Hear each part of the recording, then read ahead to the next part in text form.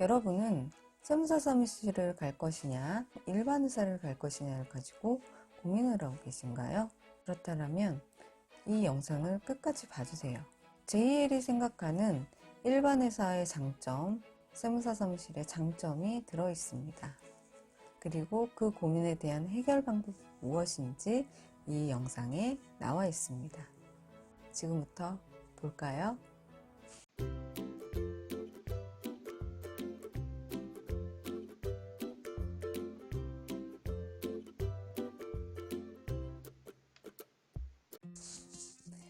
안녕하세요, 제니엘입니다.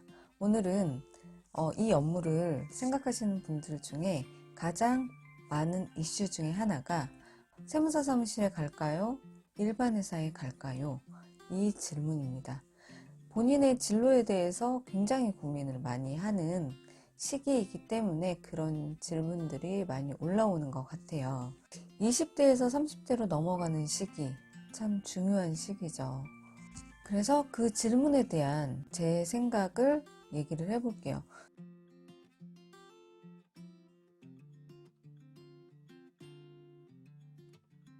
저는 세무대리인도 했었고 일반 회사도 다녔었습니다. 세무대리인 하기 전에 20대 초반에는 일반 회사를 다녔었어요. 그때는 사무실에서 완전한 업무 보조를 하는 직원이었어요. 그때 아무런 경력도 없고 회사에서 제 상사가 시키는 업무를 주로 했었죠. 그때 당시에 제가 세무대리인이라는 걸 잘 몰랐지만 어디서 들었는지 모르겠는데 제 지인 언니한테 조언을 구한 게 있어요. 그 언니는 세무대리인을 했다가 현재 일반 회사로 갔던 10몇 년 전에 그 언니에게 나 세무대리인 해보고 싶은데 어때 언니? 라고 물어봤었죠. 그 언니의 대답은 그랬어요. 절대 가지마. 엄청 힘들어.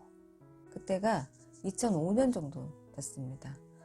그 얘기를 듣고 이미 경험을 해본 그 언니가 절대 가지 말라고 하니까 해보지도 않은 저는 또 20대 중반을 넘어가는 시점이어서 생각을 하지 않았죠.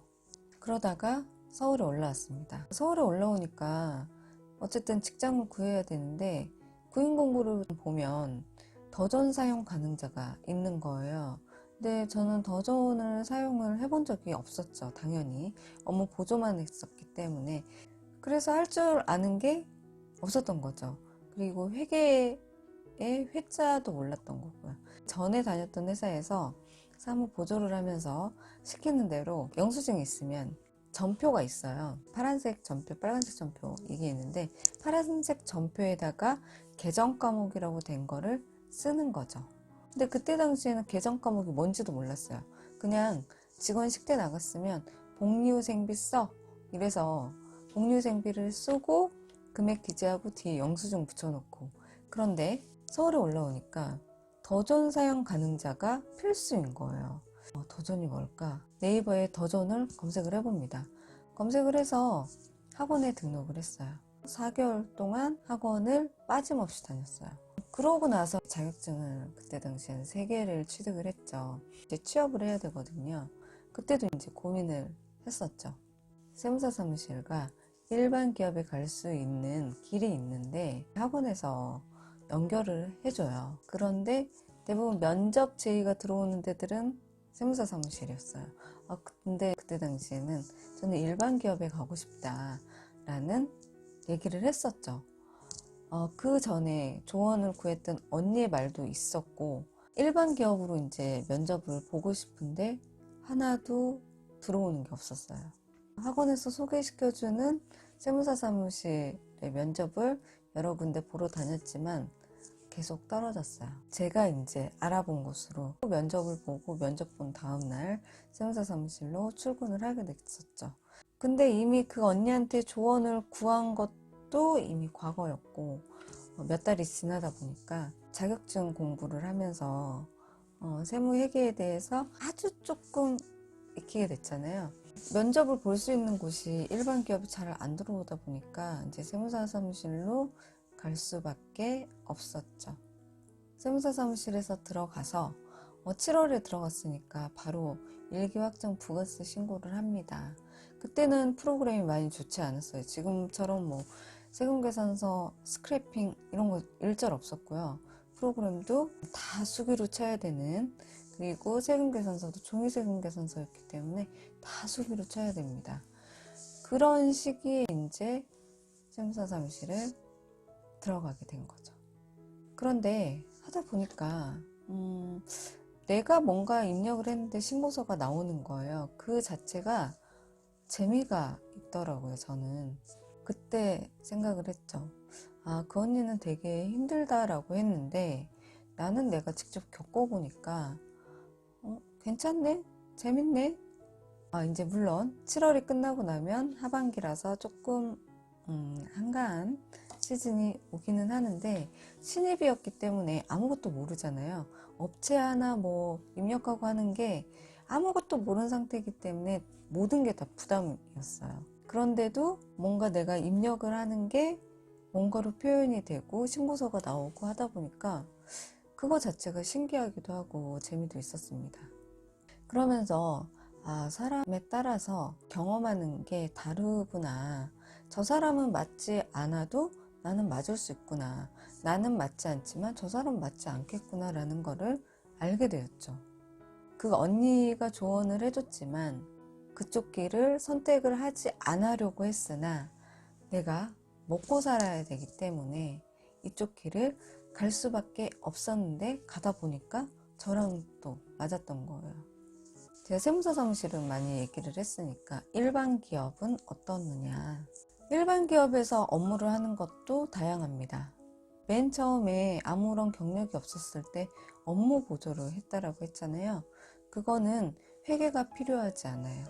그냥 이거에 그냥 이거에 단순 작업의 반복이었어요. 다만 그 단순 작업이 사무 업무였던 것 뿐이죠. 그때 당시에는 뭐 회계 이런 거를 알 필요도 없어요. 세무 알 필요도 없고 그냥 위에 과장님이 있으니까 그분이 다 알아서 하고, 나는 뭔가 납부할 게 있으면 은행 가서 납부하고, 우체국 가야 될 일 있으면 우체국 가서 뭐 우편물 보내고. 그런데 또 어떤 데들은 회사의 규모가 커질수록 분업이 됩니다. 규모가 작을수록 일반 기업의 회계 담당자가 해야 될 업무가 더 많아요. 근데 둘 다 장단점은 있어요. 분업이 된다라고 하면 그 분업된 그 업무만 할 수 있는 거죠. 회사에서 관리본부가 있다라고 하면 회계팀이 있을 거고, 뭐 세무팀이 있기도 하고, 또 자금팀이 있고, 재무팀이 있을 수 있고, 뭐 총무팀, 법무팀, 인사팀이 있겠죠. 완전 세분화가 되는데 회계팀에서는 회계 쪽, 세무 쪽을 어느 정도 알아야 돼요. 근데 회계하고 세무하고 연동되는 부분이 있으니까 회계세무를 같이 하게 되는 경우도 있는데, 좀 더 크다라고 하면 이것도 회계팀과 세무팀으로 나누게 됩니다.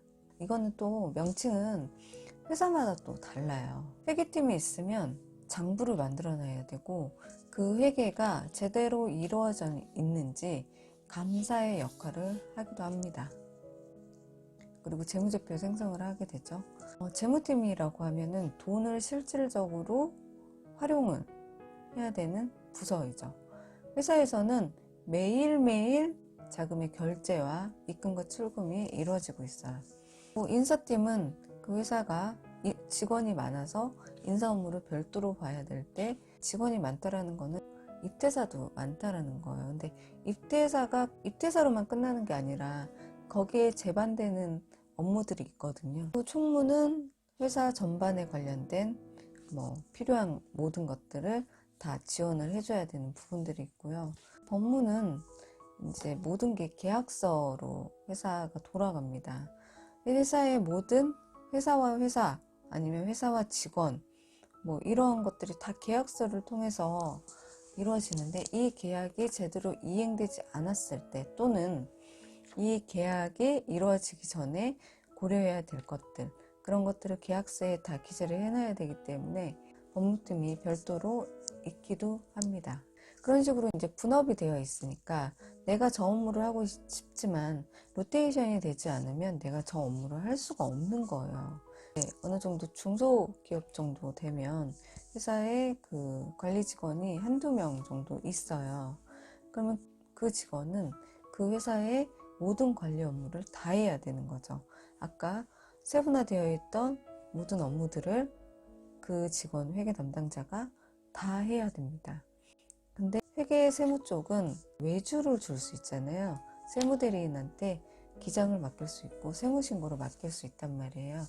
중소기업일수록 자체기장을 할 수 있는 비율이 좀 더 낮아요. 근데 자체기장에 대한 중요성을 알고 있는 회사라고 한다면 중소기업일지라도 자체기장을 합니다. 제가 생각할 때는 내가 세무대리인이냐 일반 기업이냐 이거를 물론 이제 선택을 해야 되겠지만 세무대리인만 쭉 할 것도 아니고 일반 기업만 쭉 다닐 것도 아닌 거죠. 세무대리인 업무의 장점은 세무 업무, 세무신고 업무를 훨씬 더 디테일하게 배울 수 있어요. 대신 실질적으로 그 회사가 어떤 업무 프로세스로 일을 하는지에 대한 디테일은 좀 덜하죠. 그냥 이렇게 하겠지 정도만 알 수 있는 거고 그 업무가 디테일하게 어떻게 이루어지는지는 정확히 알지는 못해요. 그런데 세무 업무를 어느 정도 할 수 있죠. 세무 신고 업무가 주요 업무이기 때문에 부가가치세 신고, 원전세 신고, 법인세 신고, 종합소득세 신고 최소한 이 정도의 신고는 하게 되거든요. 이 정도 신고를 하는데 일반 기업에서는 아까도 얘기했다시피 외주를 줄 수 있는 상황이기 때문에 회사 내부에서 일어나는 즉시 처리해야 되는 그게 우선이 되다 보니까 세무회계 쪽의 업무를 할 수 있는 기회가 많이 없습니다.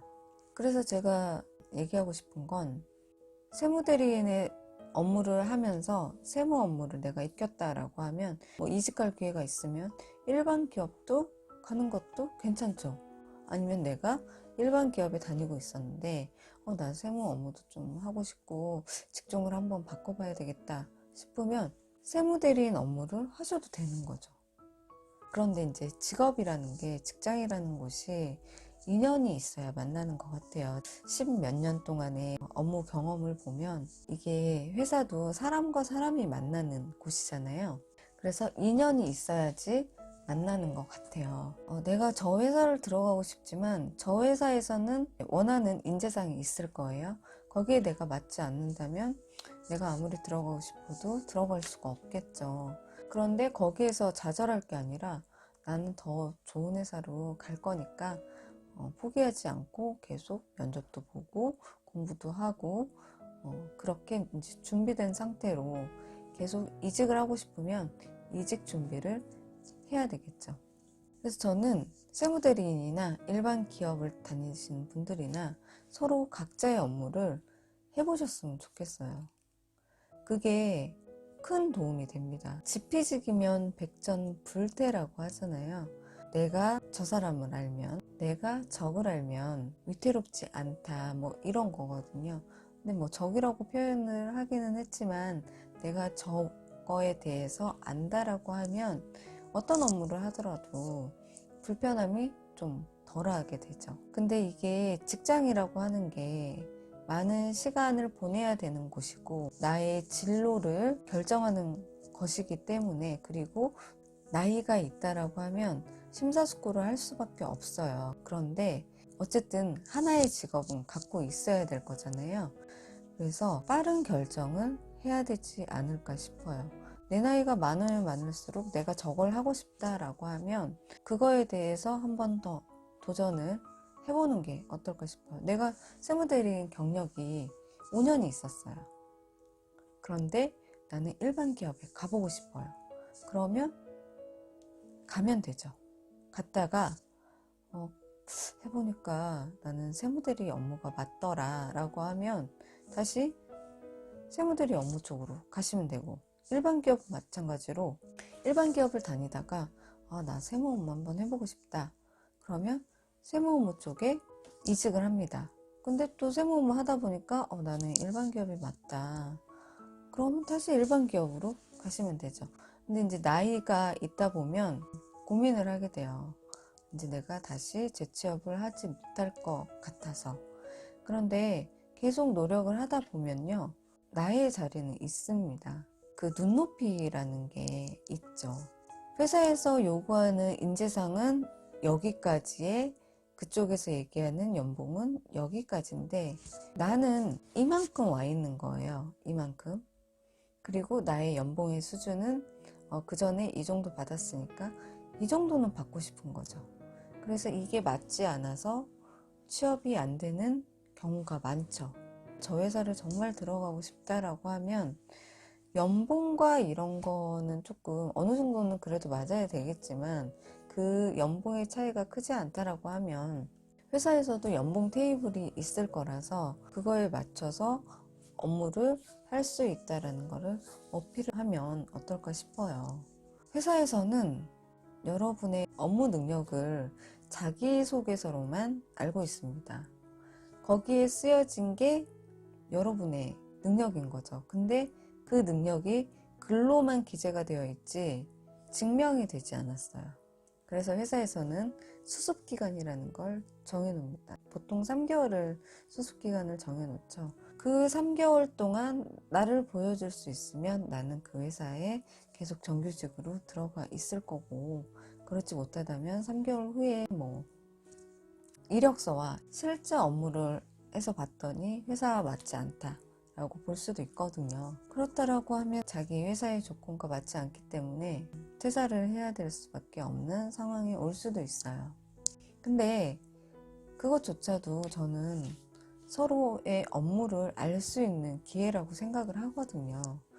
3개월 근무를 했지만 3개월 동안에도 많은 거를 배울 수 있다라고 저는 생각을 해요. 그리고 그러한 경험들이 내가 전에 회사에서 이렇게 했더니 좀 안 좋았더라. 이건 좀 바꿔봐야 되겠네 라고 이제 본인을 성찰할 수 있는, 돌아볼 수 있는 계기가 될 수도 있기 때문에 그거를 무조건 좋지 않게 받아들일 필요는 없다라고 생각을 합니다. 물론 이제 마음은 아프죠. 마음도 아프고 기분도 나쁘긴 하지만 그럴수록 내 인생이기 때문에 공부도 해야 되겠고 더 노력도 해야 되겠죠. 근데 분명히 서로의 업무를 내가 다 해봤다 라고 하면 서로를 이해하는 부분이 있기 때문에 훨씬 더 그 다음번에는 업무가 더 잘 될 수 있을 거라고 생각을 해요. 그래서 계속 세무사 사무실을 가야 되냐, 일반 회사를 가야 되냐 라고 문의가 정말 많이 올라옵니다. 저도 예전에 검색 많이 했었고, 제가 추천하는 거는 둘 다 경험을 해보시는 거 참 좋은 방법이다. 그리고 둘 다 경험을 해봤으면 그때는 이제 완전히 나의 직업에 대해서 선택을 해야 되겠죠. 매달 월급 받는 것도 중요하긴 하지만, 정말 중요한 것 중에 하나지만, 직업이라는 게 한번 선택을 하게 되면 오랜 시간 갈 수밖에 없어요. 제가 예전에 대표님들한테 한 번씩 물어본 게 있어요. 어쩌다 이 사업을 하시게 되셨냐? 그렇게 물어보면 하시는 말씀들이 맨 처음 다녔던 회사에서 그 업무를 했었기 때문이다 라고 하셨습니다. 저는 옛날부터 제가 가진 능력은 없지만 사업에 대한 생각은 되게 많이 갖고 있었어요. 근데 내가 할 수 있는 사업이 없는 거예요. 그때 당시에는 없다라고 생각을 했어요. 나도 진짜 사업을 하고 싶은데 저분들은 영업을 하기도 했으니까 저 사업을 하고 있잖아. 근데 난 뭘 하지? 그러면서 물어보기는 했지만 되게 고민이 더 많이 됐던 때였던 것 같아요. 근데 세무대리인 같은 경우 일종의 영업입니다. 세무사 사무실, 회계법인, 세무법인, 회계사 사무실 이런 데에 있는 직원들은 나름 영업직이에요. 내가 영업을 하게 되면 그 영업에 대한 수당을 주는 회사들도 있고, 내가 맡은 회사의 수입료에 따라서 나의 연봉이 결정이 되기도 하고, 클라이언트들이 잘 보게 되면 그 회사에서 세무대리인을 스카웃을 해가기도 해요. 제가 그때는 생각을 못했는데 내가 영업직이다라는 생각을 전혀 하지 못했어요. 근데 저는 그 회사의 영업직이었던 거죠. 어떻게 보면 지금은 제 나름대로 사업을 만든다라고 한 게 지금 하고 있는 JL랩입니다. 이제 저와 같은 직종의 계셨던 분들, 아니면 현재 계시는 분들, 앞으로 이직을 생각하시는 분들에게 제가 했던 업무에 대해서 가르쳐 주는 걸 하고 있죠. 근데 그 가르쳐 주는 걸 하고 있지만 또 다른 업무를 할 수 있는 게, 한번 이거를 시작을 하게 되면 확장되는 것들이 있어요. 하나씩 하나씩 이뤄가기 위해서 생각을 많이 하고 있습니다. 코코야. 아이고 아이고. 네, 우리 집 코코입니다. 그래서 저는 약간 크로스 업무를 해보셨으면 좋겠어요. 어쨌든 일반 기업이나 세무대리인이나 그 업무가 연결선상에 있어요. 서로 연결이 돼 있단 말이죠. 근데 내가 저쪽 업무를 모르는 상태에서 그 업무를 100% 잘할 수 있지는 않겠죠. 물론 세무대리인 같은 경우는 많은 회사에 다양한 업종의 세무 업무를 하고 있지만 대부분 비즈니스의 프로세스가 거의 비슷합니다. 네, 그래서 어느 정도 완전히 똑같은 업종을 하지 않더라도 비슷하기 때문에 그에 대한 감각을 얻는다라고 하면, 아, 여기 회사는 비즈니스가 이렇게 흘러가겠구나 라고 하면, 그걸 깨닫는 순간 그거에 대한 연결되는 세무, 회계, 이런 것들이 좀 더 자연스럽게 이루어질 거예요. 그래서 제가 쓰는 책들 교재의 대부분이 이제 그러한 프로세스를 알고 있다 보니까 이제 연상을 해서 교재를 만드는 부분도 있거든요. 저는 크로스 업무를 한번 해보시는 거, 굳이 내가 A를 선택할 거냐 B를 선택할 거냐 딱 거기에서 끝나는 게 아니라, A를 하고 있었는데 B를 해보고 싶다 라고 하면 B 업무도 해보세요. 지피지기면 100점 불태라고 했습니다. 오늘은 여기까지 할게요. 코코 안녕. 코코야 안녕. 코코 안녕. 여기 코코, 여기 봐봐. 여기 봐봐. 아? 이거 누구야? 이거 누구야? 이거 코코야.